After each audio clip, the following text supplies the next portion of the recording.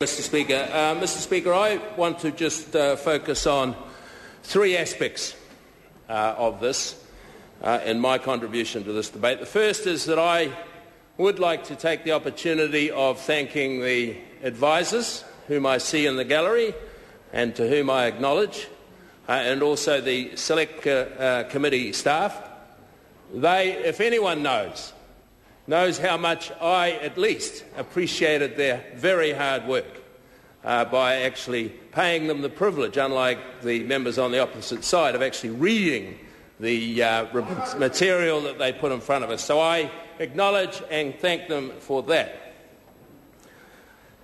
I want to also talk a little bit about the process.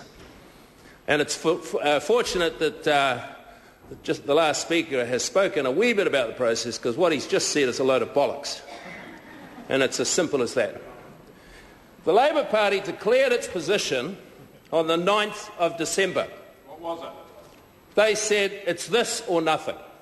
Here's the press release, right? 9th of December, it declared its position. And that was it. We then had the Green Party, who in fact sat in the Select Committee, said nothing,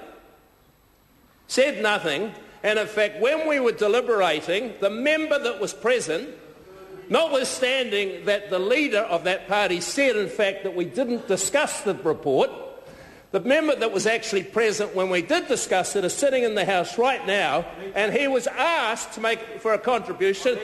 Quote unquote, the chairman said to him, "Do you have something to say?" What did the Green Party member say?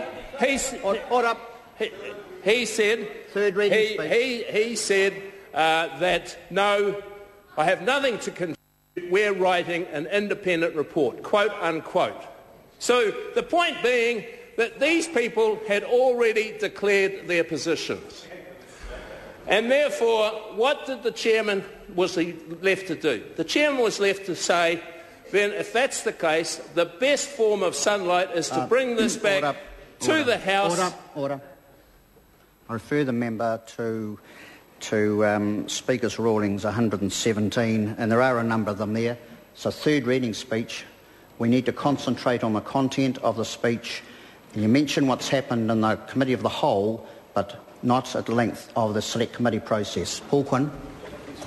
So the chairman, I think wisely, made the decision to bring it back to the Committee of the Whole and in fact have all 86 recommendations that were recommended by the departmental report talked about in this House under the Committee of the Whole. Now I say, what greater acknowledgement of democracy than actually to get it out of the secrecy of the Select Committee,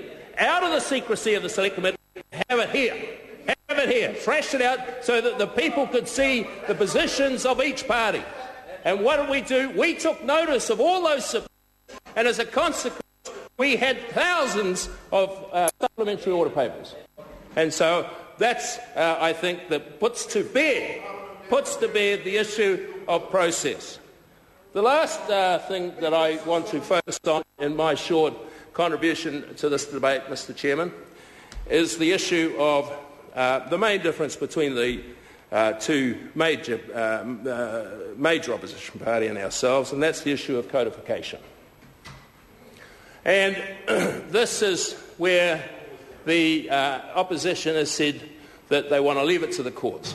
Full stop. Leave it to the courts. Well, the problem with leaving it to courts, and history has shown this, as I referred to in an earlier debate, is the fact that through history since 1877, we've had three principal cases in which the Ngāti Apapa case was based, and they are all different. And so each decision has taken the debate in a new direction. And in fact, this government, under the guidance of the Attorney-General, says, yes, we need to have the capability to go to court, but we need to ring-fence it. And that's what codification does. It says you do it, make the judgments, but within these boundaries. And so, Mr. Chairman, it's been a great privilege for myself to have been part of this process, and as a parting shot, can I offer a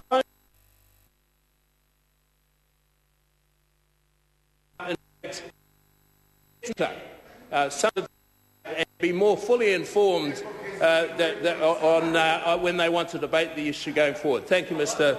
Speaker. I call Simon Bruce.